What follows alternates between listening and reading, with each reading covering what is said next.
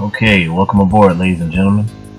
JJ Wilson here, and I managed to get the translations of the manga series GANGSTA. That's right, I managed to get chapters 45, 46, and 47 from, I believe it's mangaeden.com, one of the distributing English sites for Japanese manga. So I managed to get these copies of the latest chapters from that website. So I got to give credit to whoever did that and posted them on that website, Mangaeden. So this is really great find here, and I was able to pick up on the story where I left off with chapter 44. And with this chapter 45 for GANGSTA, the main story, really not much happened, honestly, as far as story progression. Like we're practically in the same scene we left off, honestly.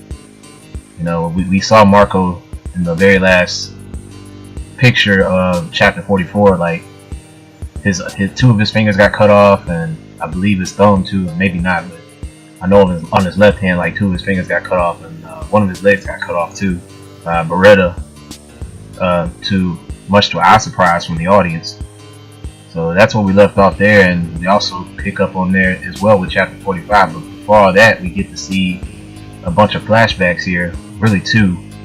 One of them was in a laboratory, and it looks like this was by the government, and the government, I guess they're testing out the latest superhuman normals inside their lab or whatever, and so they're doing like a test on spies, and he's inside that little room or whatever. He's killing off all these Twilights indiscriminately just to gauge his abilities in combat, and they feel like he's ready, like he's pretty close to, they feel like they're confident in spies to let him out there in the field and actually do his work in real time. So that's what they were talking about there. And then they bring in Stryker and Beretta, and this was pretty sad to see for me. Like both of these children, you know, they're like at this time maybe 5-6 years old, and they're both restrained in jackets, and Stryker even has a muffler, because I guess even back then as a little boy he had such a big mouth on him, you know.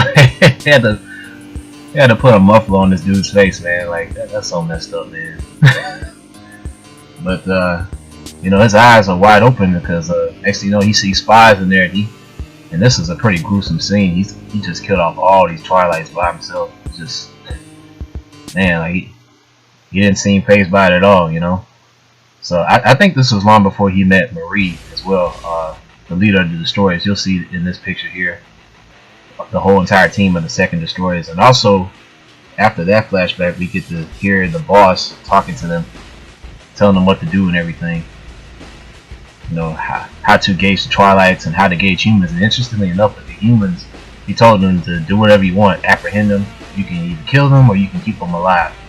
Do whatever it is you have to do to quell the humans. So I thought that was interesting there too. And then another thing that struck me out was prioritizing females. So I guess if you're a Twilight and a female, you're pretty much screwed, because you'll know you're the carrier of that tainted blood, you know, the drug celebrant and all that stuff. Like any baby that you have, whether it's with another Twilight or a normal, you know, that's bad news for whoever hired the destroyer. So he's saying, yeah, get the females especially.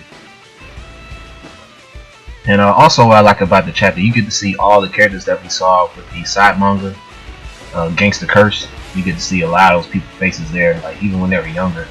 You even get to see Luke and Cristiano, of course. You see the handyman, Uranos Corsica.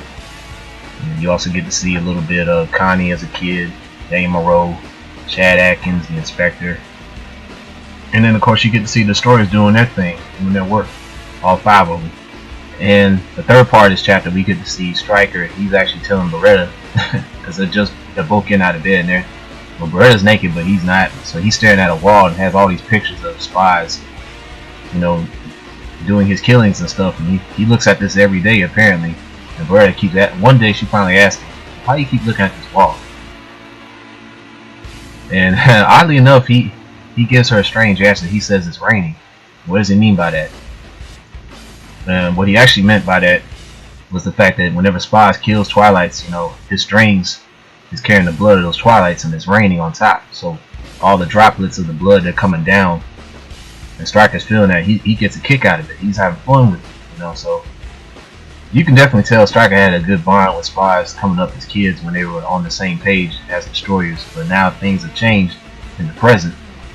And then we go to the present, and like I said in the beginning of this video, like Striker couldn't believe what he just saw. Like pretty much everybody that read it couldn't believe that Beretta could chop off Marco indiscriminately like that, like without even a second thought. So you're gonna get to see how our Striker reacts later on in chapters 46 and 47, because it's gonna get wild. Like especially chapter 47, I couldn't believe what happened.